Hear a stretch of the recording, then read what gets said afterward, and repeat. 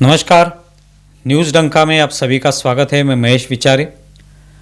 दोस्तों, एक तरफ तो भारत और पाकिस्तान के संघर्ष के बाद जो प्रतिनिधिमंडल अलग अलग देशों में भेजे गए हैं, वो अपनी अपनी बात भारत के माध्यम से, यानी भारत ने किस तरह से पाकिस्तान पर हमला किया, वो हमला करने की क्या आवश्यकता थी, पाकिस्तान किस तरह से आतंकवाद को पोस रहा है, इसके बारे में ये प्रतिनिधिमंडल अलग अलग देशों में जाके भारत की बात रख रहा है।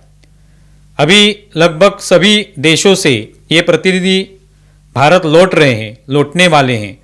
बाद में कुछ दिनों के बाद खुद प्रधानमंत्री उनसे बात करेंगे। उन्होंने किस तरह से अपना ये भारत का संदेश पूरी दुनिया भर में पहुंचा, इसके लिए शायद उनकी तारीफ करेंगे।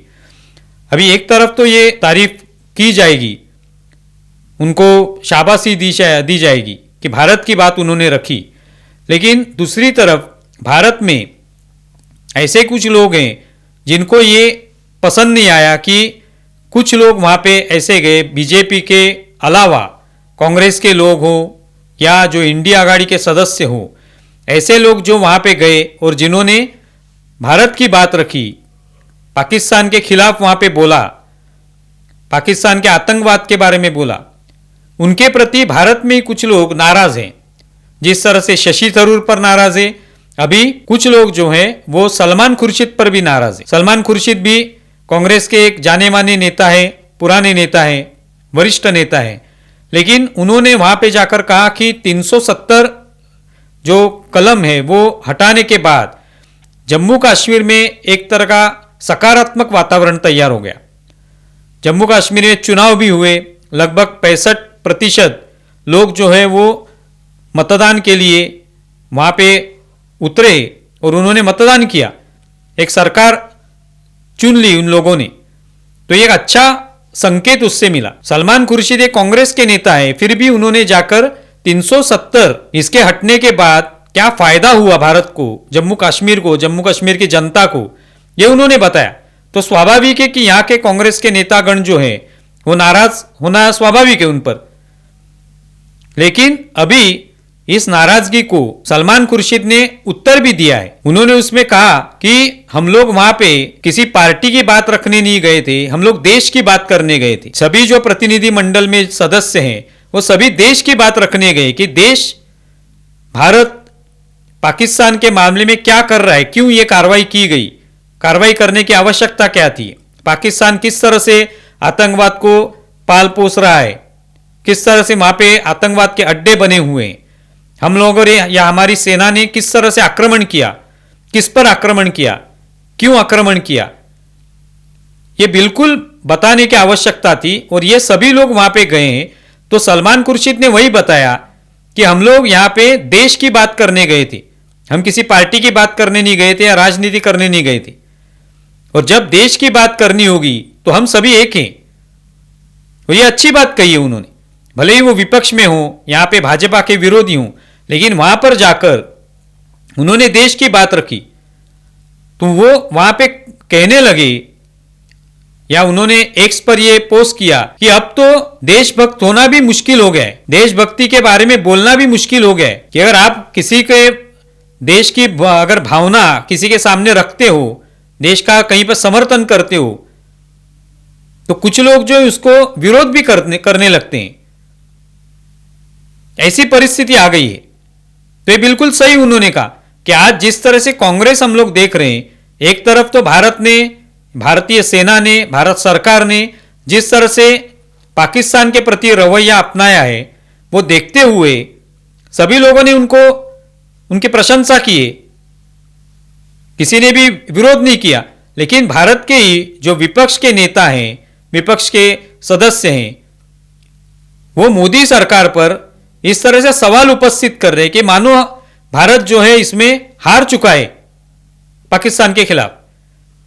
ये कार्रवाई इतनी अचूक हो गई कि जिसमें आतंकवादी अड्डे ध्वस्त हो गए, उनके एयरबेस ध्वस्त हो गए। पाकिस्तान ने भी ये कबूल कर लिया कि हमारा कितना नुकसान हुआ। और इसके चलते भी यहाँ के विपक्ष जो है वो भारत सरकार पर, सेना पर विश्वास नहीं दिखा रहे। तो ये जब भी कोई इस तरह से बात करता है कि जो मोदी सरकार की प्रशंसा करता है या पाकिस्तान पर हमला करने के बाद मोदी सरकार सेना को शाबाशी देता है, उनकी तारीफ करता है, तो तुरंत कांग्रेस के या विपक्ष के नेता जो होते हैं उनके देशभक्ति पर ही सवाल उपस्थित करते, उन पर ही सवाल उपस्थित करना शुरू कर देते। इसीलिए खुर्शीद को यह कहना पड़ा कि आजकल तो देशभक्त होना भी मुश्किल है, देशभक्ति पर बोलना भी मुश्किल बन गया है, कठिन बन गया है। तो यह सवाल उन्होंने उपस्थित किया और यह बड़ा महत्वपूर्ण सवाल है। एक तरीके से कांग्रेस की देशभक्ति पर उन्होंने सवाल उपस्थित किया है कि क्या आप लोग देशभक्त है या नहीं है, क्योंकि हम लोग तो वहां पे भारत की बात रखने गए थे, हम लोग ना ही मोदी की बात रखने गए थे, ना ही भाजपा की बात रखने गए थे, हम तो भारत की बात रखने गए थे। तो हमारी देशभक्ति पर सवाल उपस्थित किए जा रहे हैं, हमारी सच्चाई के ऊपर सवाल उपस्थित किए जा रहे हैं। शशि थरूर के बारे में वही हुआ, शशि थरूर भी यही सब वहां पे पाकिस्तान के खिलाफ ही बोल रहे हैं, लेकिन उनके खिलाफ यहां पे किस तरह से आवाज उठने लगी हम लोगों ने देखा।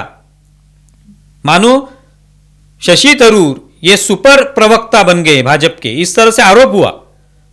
अब उसके बारे में शशि थरूर ने कोई प्रतिक्रिया वहां पे नहीं दी है, लेकिन वो बोले कि मैं भारत में आने के बाद देख लूंगा क्या क्या मेरे खिलाफ प्रतिक्रियाएं आई हैं और उसके बारे में क्या बोलना है। तो ये अपना हाल है कि अपने यहां पे जो विपक्ष है वो भारत के साथ है या नहीं है, ये सवाल है। हमारे राफेल कितने गिरे, हमारे लोग कितने पकड़े गए या मारे गए, ये बताओ हम लोगों को। ये इनकी इस विषय के प्रति इनकी जानकारी है, इनकी गंभीरता है। वो जानना चाहते हैं अपना क्या नुकसान हुआ है, भारत का क्या नुकसान हुआ है। ऐसा तो पहला ही इंसान होगा कोई जो अपने देश का कितना नुकसान हुआ है इसमें ज्यादा रस लेता हो। पाकिस्तान का कितना नुकसान हुआ ये कभी पूछते हुए आप लोगों ने देखा नहीं होगा कांग्रेस के किसी नेता को कि पाकिस्तान का कितना नुकसान हुआ, कैसे नुकसान हुआ है वो बताइए हम लोगों को। वो रोचक कहानी बताइए किस तरह से हमने ब्रह्मोस दागे उनके ऊपर, किस तरह से उनके एयरबेस ध्वस्त कर दिए, कितना उन पर परिणाम हुआ है उसका, इसके बारे में कुछ हम लोगों को बताइए डिटेल में। तो वो जानने की कोशिश कभी नहीं की।